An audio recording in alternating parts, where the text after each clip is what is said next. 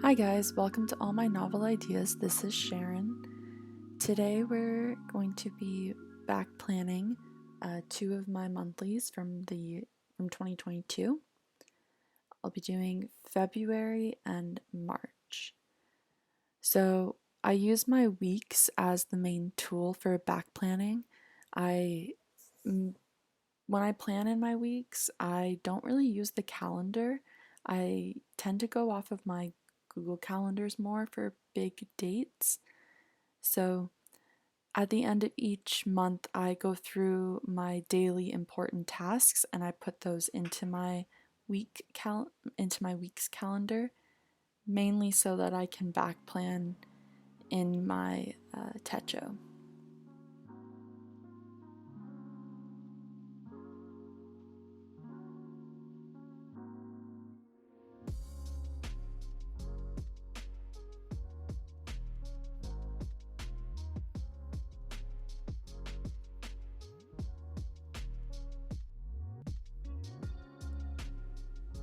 So I'm just flipping through trying to see how I was doing the other months. It just gives me a good reminder of, was I going color scheme, pattern?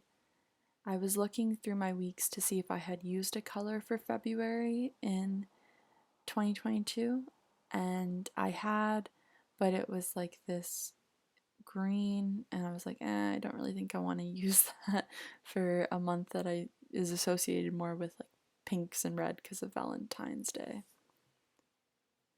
So I'm currently picking out stickers. As you can see, these are old full boxes from Happy Planner kits that I've cut down and organized into their color schemes. And then I'm also going through, I did this collections a couple weeks ago where I just put in washi swatches of all the washi tapes I own. So I was just going through looking for washi tapes that I might want to use. I decided on these two by Simply Gilded. One was a star falling washi in blue and pinks, and the other was a solid metallic pink small bows.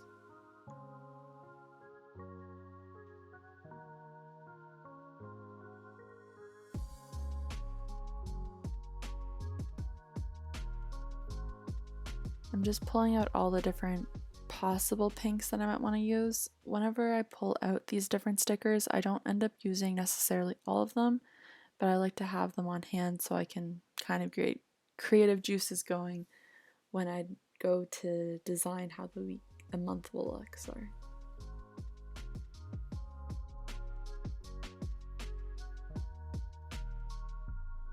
And then I kind of just pull out I have all these quote boxes. I don't necessarily particularly find any of them super inspirational, but I have them, so might as well use them. And so I just pulled one out because I had been putting kind of like a quote on each month for 2022. So I just wanted to stick with that theme.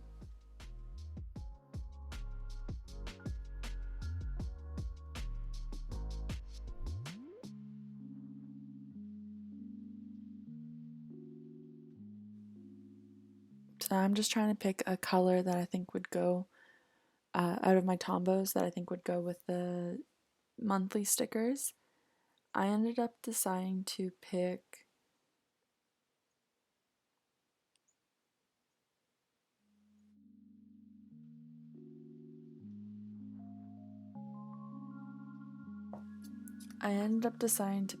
the palest shade of pink I have, which would be 761. And I'm just going to use that as accenting colors, and then I use it to write the month and to highlight in at the top during the days.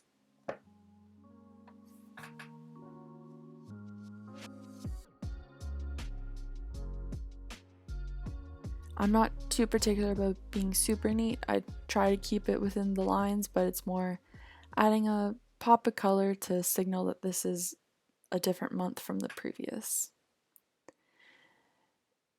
I won't notice now for a bit that I accidentally didn't flip back to February. It's on March currently.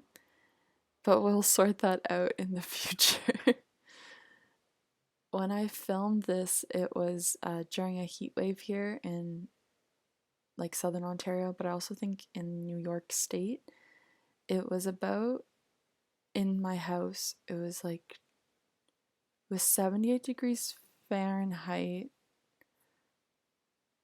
is what it got to, which let me see, what is that in Celsius?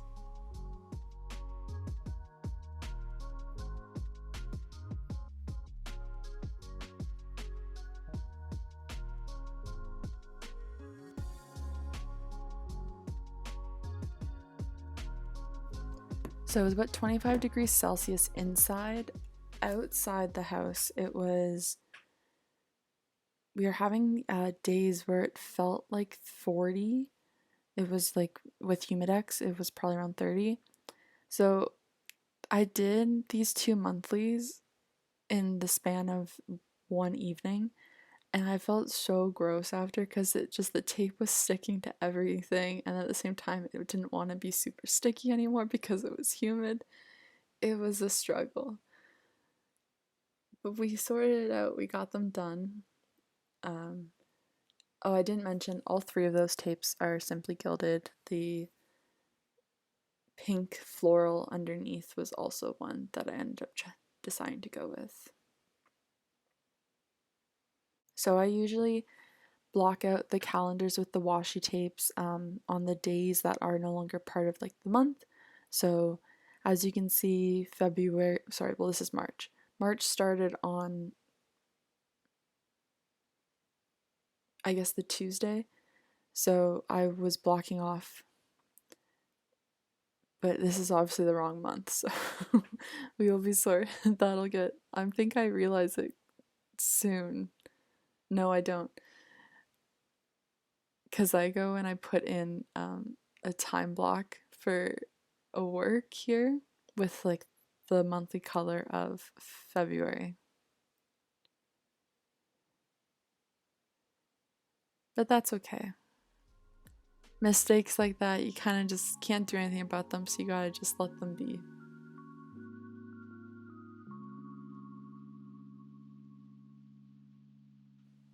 This is when I notice. I'm like, wait, 3? Because then I realized, wait, I had pink over here. That's month 2. This is month 3. Usually, when this happens at the beginning of a back planning session or journaling, you're like, oh, it's going to be a good time when you make a mistake like that.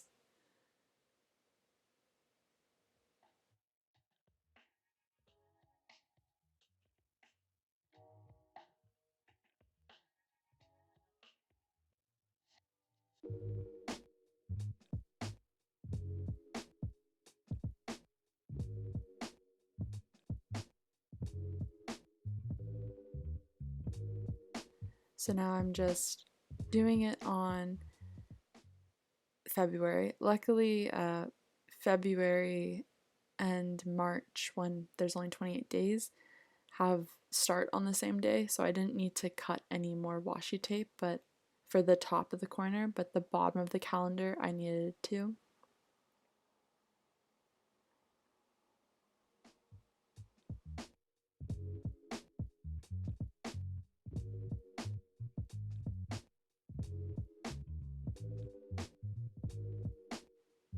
So I was just kind of using up what I had to decorate that one little spot down there for March 1st, and then I was going to fully block out the 4 days that were March of that week.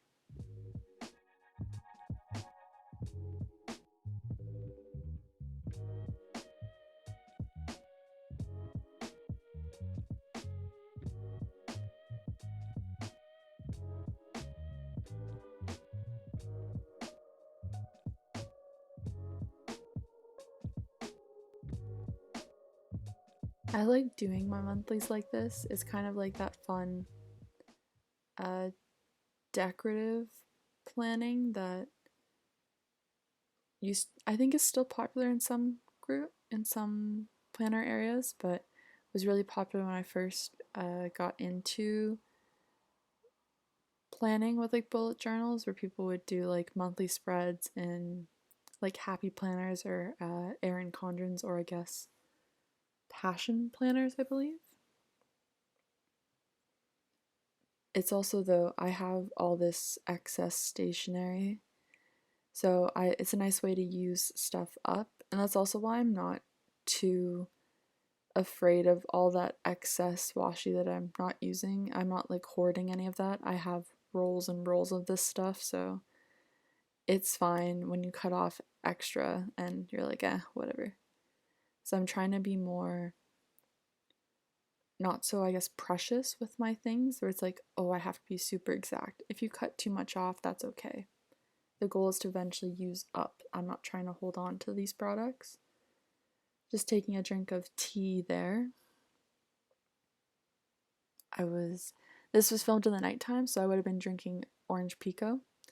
I call that my nightly tea, which I know orange pico is interesting. I think some people really don't like it. They find it too bracing, I guess. But that's what I grew up drinking, and I like it. So I like to do my monthly writings. I just block letter the short form of the title, and then I handwrite on top. I think that just comes from my I think that just comes from when I used to like bullet journal. A lot of my headings kind of have crossed over from there over the years, but if not, they've become way more simplified than I used to do. So I was using a zebra click art pen there as my accent color.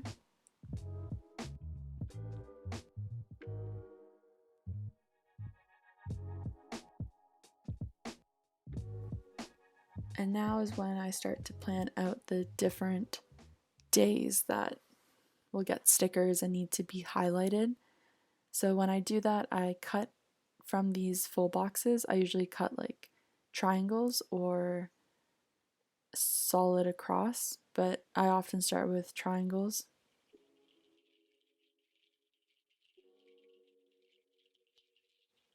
And they get placed in a corner of a box, and that's where I can put a nice decorative sticker on top of, to really call attention to that's a day I'd want to remember, because I don't always do journal spreads about all of these days. They're not necessarily they're not special enough, or I don't have like ephemera, or there's not enough for me to say about this day in my journal. For example, sometimes I will call to dates of like Nintendo Directs, because to me that was an important day at the time, but I'm not always journaling about every Nintendo Direct. So it goes in my monthly memory, but doesn't need to go on a daily in my techo.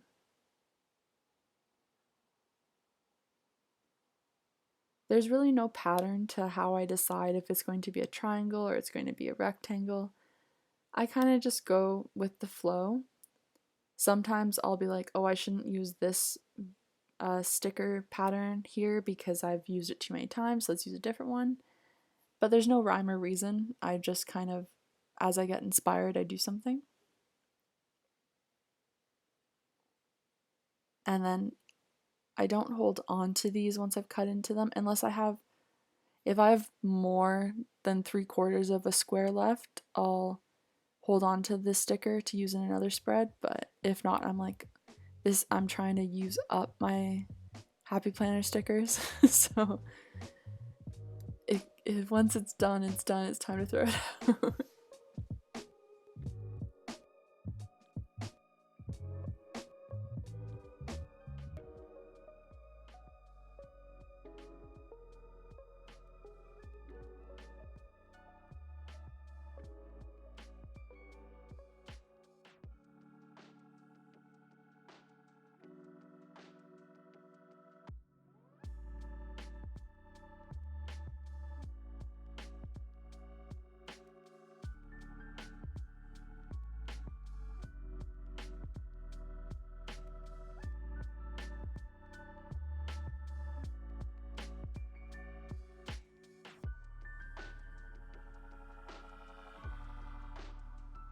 So now that I've highlighted all the days, I go through and I pick out different icon stickers that I want to use in my spread.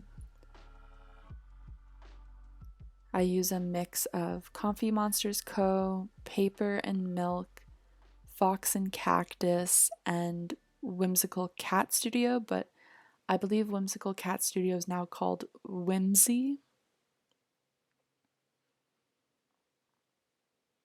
Oh, and then I also have some Scribble Prints Co. icon stickers. And then these books were White Deer stationery, I believe. All of these are stickers I bought like over the years. I've been on a no buy for stationery since the beginning of 2022, so we're almost at 2 years, except for when I've purchased my Hobonichis for 2023 and then 2024.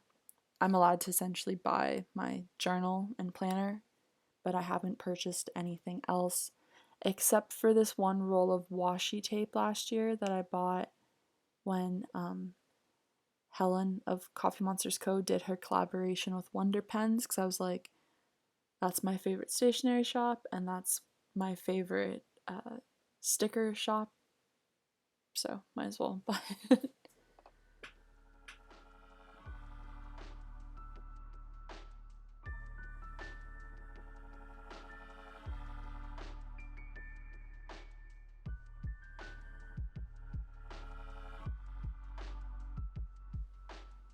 These are all leftover like Happy Planner stickers, or I think these were Erin Condren ones maybe from years ago.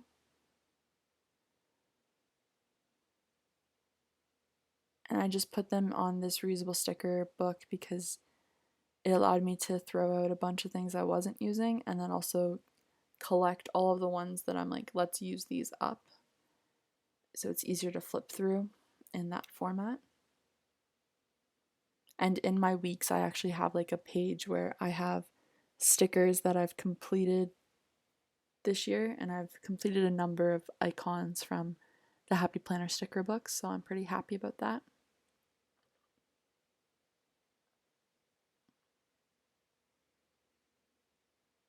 There's again really no rhyme or reason for how I write out these days. I kind of alternate between one word being in marker, and then I alternate between in fonts. I go between handwriting, my fancy print, and then just like normal how I print.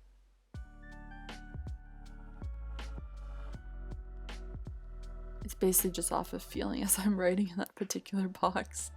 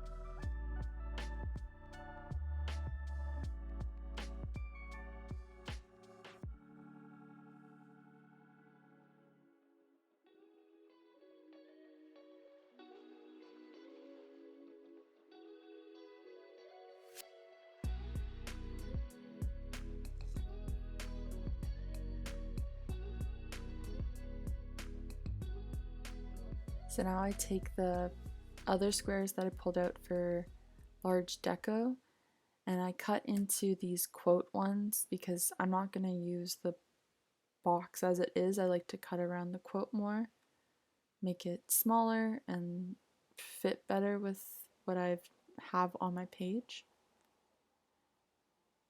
And I know that might horrify some people, but I bought these stickers like years ago, and I really wouldn't use them if I didn't use them in this journal. So I figure it's better I use it how I want to than the way it was made if I'm not going to use it the way it was made. And I've made my peace with that like a couple of years ago.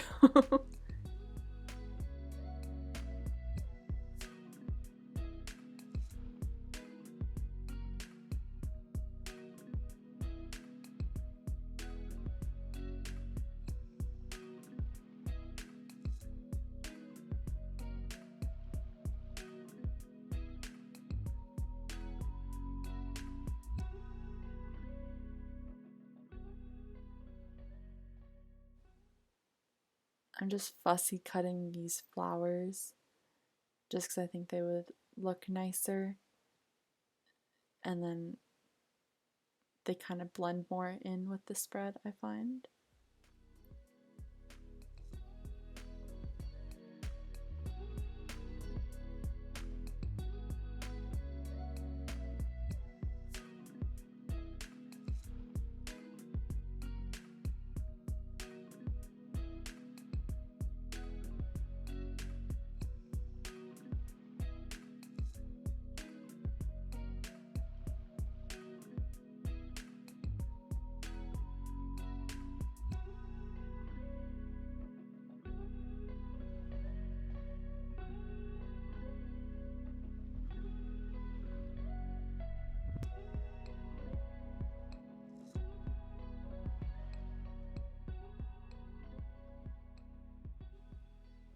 This is really when I start being like, where do these not look awkward to my eye?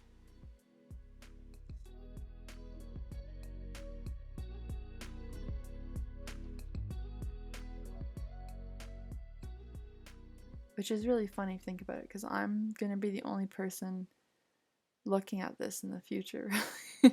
So it doesn't need to be perfect, but I will take forever sometimes to place down my final like big pieces of stickers because I would just want it to look polished.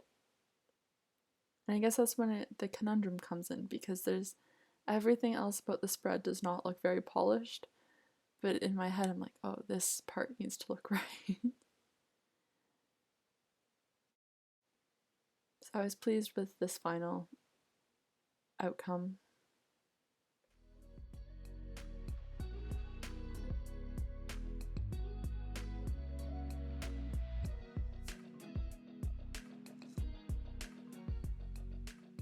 Sometimes if I find it looks a little too bland, I'll add a bit of extra washi behind.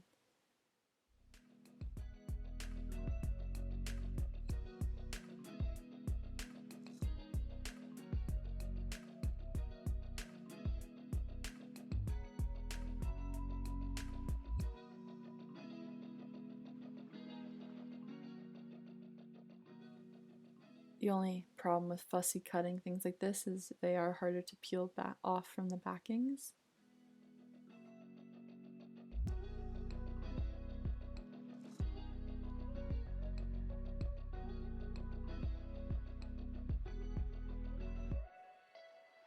And then I just cut around the overhang.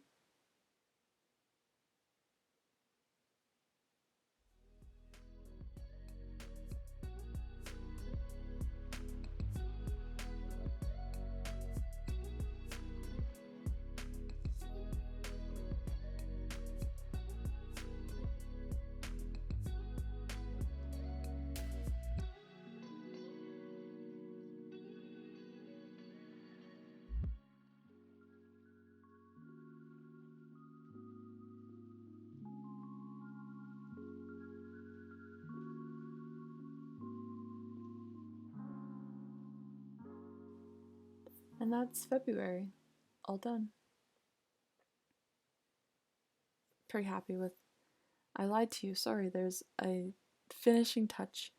Gotta add a bit more washi in some of the extra blank spots.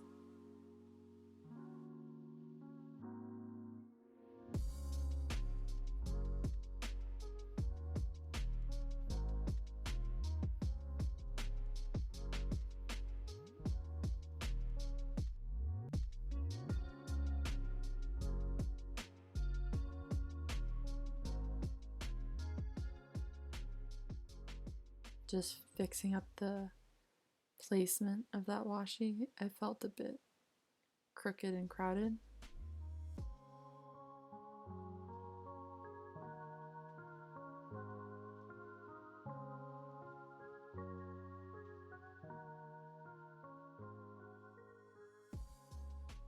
Alright, and now that's February done.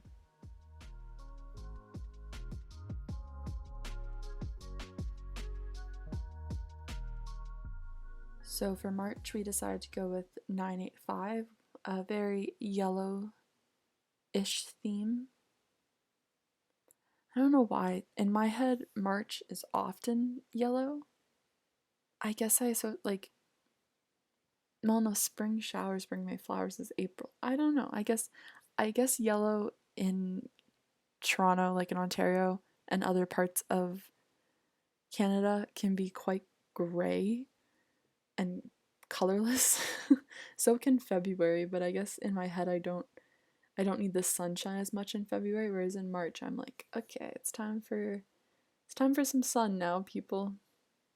So I went with a nice bright yellow, and I believe this was also the color I used my weeks for 2022 at the time. So I kind of just like matching it to, if I picked a color in my weeks, then I kind of want to match it to that. No particular reason, it really shouldn't matter, but that's just how I like to do things. So I picked 2 Simply Gilded washies and then an MT washi. The MT one's kind of interesting. It has like textured flowers almost, where they feel velvety.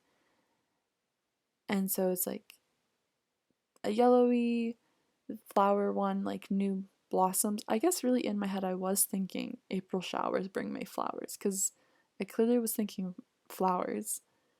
And then the yellow is washi by Simply Gilded, has these pink, like hot pink bows. And then we have like I was thinking rain, because the other one's kind of stormy gray with, I believe, holographic bows. Maybe this should have been April's theme. I mean, I think April was already done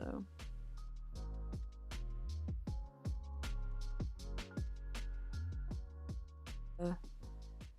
The impetus of my thought process clearly is that I was associating a rhyme scheme for a different month of the year with this spread. I really liked how this one turned out though. I thought it was quite pretty in the end, and very like sunny and uplifting vibes.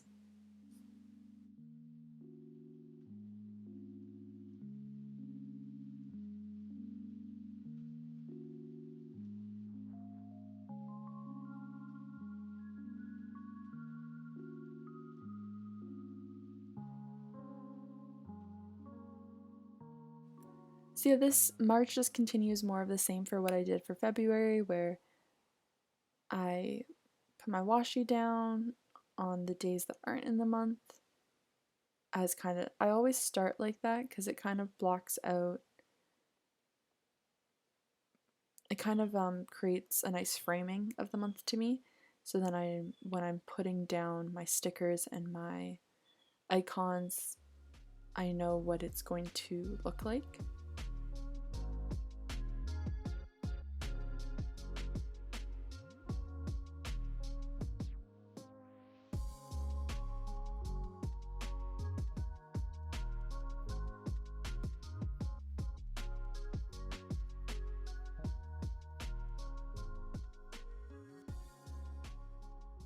This is what I call my fancy script.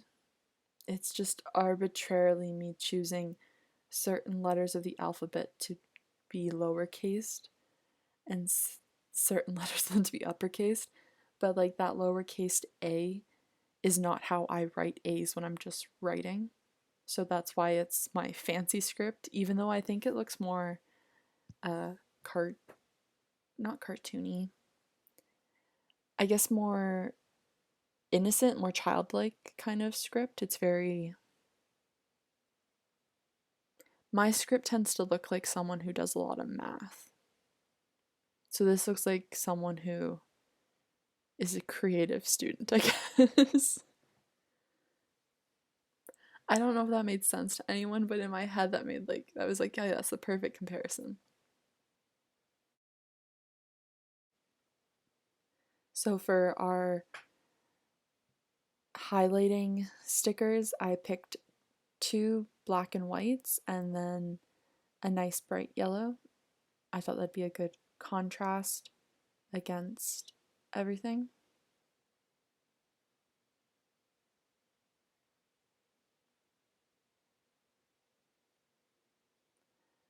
So this will continue basically how February did, where I alternate out highlighting certain boxes for important days.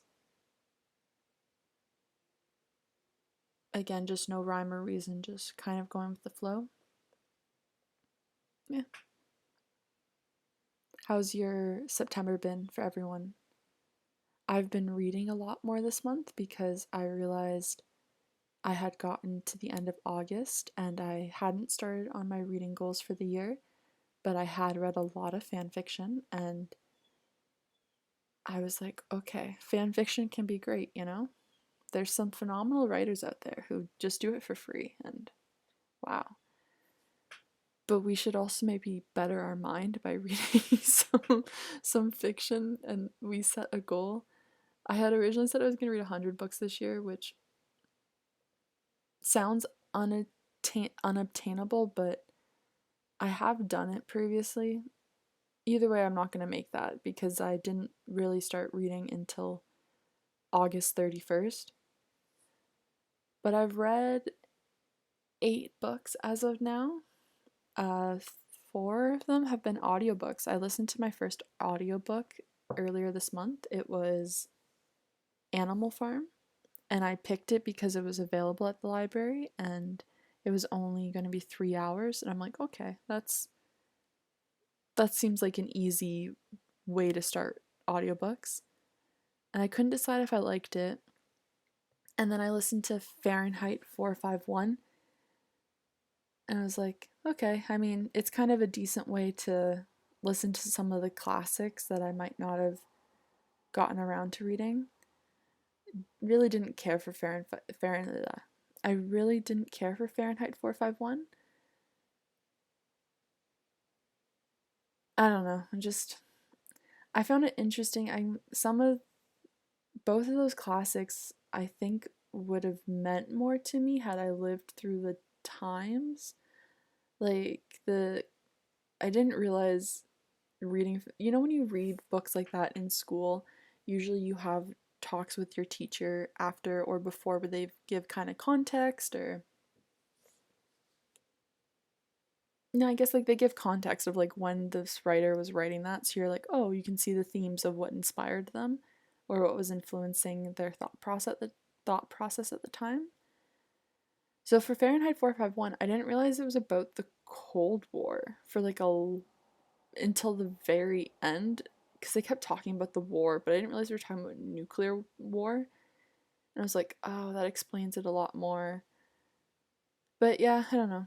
Animal Farm was good. Animal Farm I didn't know was actually about like the rise of the Russian Revolution and the rise of communism in I guess it was the Soviet Union at the time, but I could have picked up the contextual clues from that one because I mean, first the person who was narrating kept doing a like vaguely Russian-esque accent, but then also just I know more about the Russian Revolution than I know about the Cold War. So like some of the things about some of the jokes in it about the pigs kind of was like, oh, okay. I could have put the context together and been like, oh, I think this is kind of based off of that.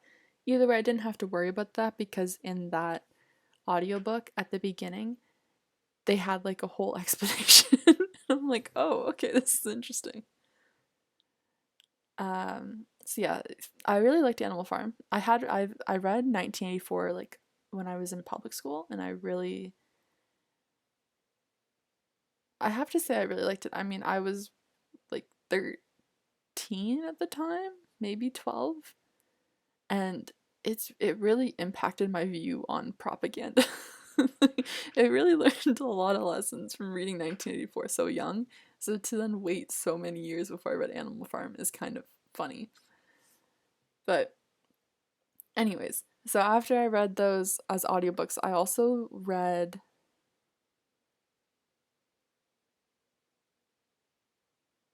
I guess I've only read 3 audiobooks. I'm currently on a 4th. But I finished last night Hotline by Dimitri Nasrallah. He's a Canadian author, a Canadian Lebanese author, I believe. It was it was beautiful. It was so good. It for the month of September, it was like unlimited copies available in, I'm assuming it was Canada. It was basically like kind of a love letter to the 80s and Montreal, but mostly to his mother, who immigrated with him when he was a child in the 1980s, and it really moved me to tears in the end. I highly recommend it. It was just really really good. I guess it was longlisted for the Scotiabank Geller Prize last year, and it was on the Canada Reads list this year. It was beautiful, so good. And the audiobook was narrated by Jan Kramer. She did a phenomenal job too. So whether you're reading it or you listen to it, you can't go wrong. It was just amazing. Highly, highly, highly recommend. So I had put a goal to read 5 serious fiction, so I've done 3 now. So that's pretty good. I also have never read Catch 22, so I'm like maybe I should read that, because then I think I've read all the like modern-esque classics, and by moderns I mean from like the 1900s. And I guess by all of them I only mean the ones that would have been taught in school, because like I've read Catcher in the Rye, How to Kill a Mockingbird? To Kill a Mockingbird. How to Kill a Mockingbird is the alternate title to Mockingjay. Clearly, no, I'm kidding. um, what did I read in grade 12?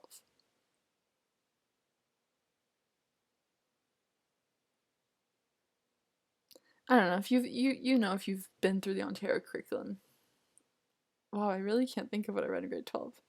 I know we read Hamlet, so I could name you all the Shakespeare's. I read Romeo and Juliet, Taming of the Shrew, Macbeth, and then Hamlet. And then I also read The Tempest in grade 11, which was fun because we were like, my teacher that year decided instead of doing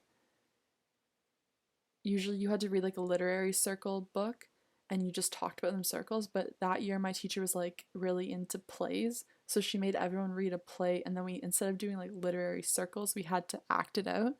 So we acted out The Tempest. It was really funny. That was fun.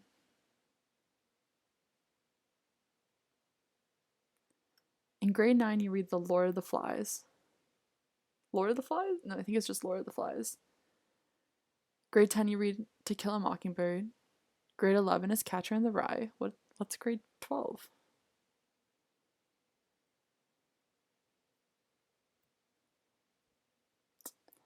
This will annoy me.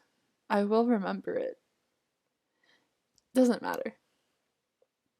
Either way, I've decided that maybe I should listen to all the classics I hadn't read in audiobook form, because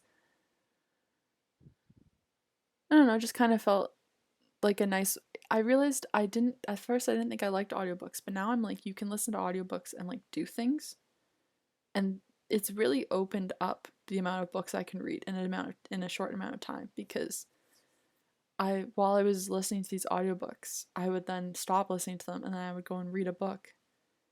So I've doubled the amount of books consumptions I can do in a week, which is phenomenal if you ask me, because I always feel like I'm behind on how many books I have to read. So, my new goal for this year is 25. I'm already at 8. Goodreads is telling me I'm 10 books behind, but they're wrong because I only started August 31st, so clearly I'm not actually behind at all. Yeah, that was a very long-winded thing. Either way, you should read Hotline. That's what I wanted to say. Check out Hotline. Really, really good. I haven't read anything else by this author, but I'm definitely going to check it out because it was phenomenal. Like, I cried for like a good 5 minutes afterwards. And I find I cry reading, there's like 3 kinds of cries I do for books. I cry at the end of a novel when it's just like simply it was beautiful. That's what Hotline was. I also cry out of like anger, but like it was like kind of the anger that it's like a good anger, a release of emotion. You're like, oh, I'm so annoyed it ended that way, but like you also know that was a good way to end it. The Goldfinch by Donna Tartt, I cried after that one in anger, but it was like a therapeutic one. It wasn't like, it was like, oh, it was anticlimactic, but I'm like, oh, I have such a good one. I used to classify this as the third kind. I cried out of anger after reading My Sister's Keeper when I was like younger, because I just didn't think it was a fair ending. I do think though it's actually one of the first two now though, that's like it's either an anger or it's beautiful. Like that's the ending of that book was like so impactful. Oh, I'm just wow, sorry, I was just tearing up thinking about it. Um but and then there's the one I cry of anger because it didn't end good to me. Like I'm annoyed. And I would give that to Kingdom of Ash because it just didn't end to me like the way that series should have, and I was really let down. So if you're a huge fan, I just came for your series. I just don't think that series ended well. I would say in Kingdom of Ash, the one scene from that novel that really sticks out is the Manon with her 13. That I cried during that scene because it was like really, it really hit me. But then the overall end of the novel, I just cried out of annoyance, where I was like, this did not end well. So yeah. What's your favorite book that you read recently? That was a long-winded rant. It looks like we're finishing up March now. I was really pleased with how this one turned out. I liked the little embrace what is good. I think it was cute. And yeah, this is how I like to do my months.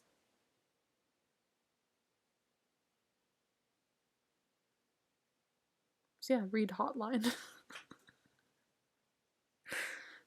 And then give me your suggestions. Like what's the last book that moved you to tears?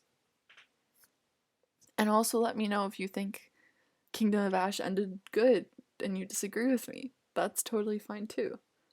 I won't believe you, but that's totally fine. I'm sorry for coming for your favorite book.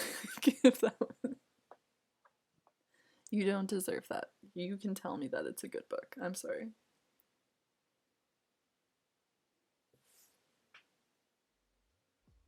So yeah, thanks for watching, and thank you for listening to my long-winded talks about books. I am currently reading These Violent Delights and a number of others. I will talk about them next time. I hope you have a good day, good night, good week. Talk to you soon. Bye.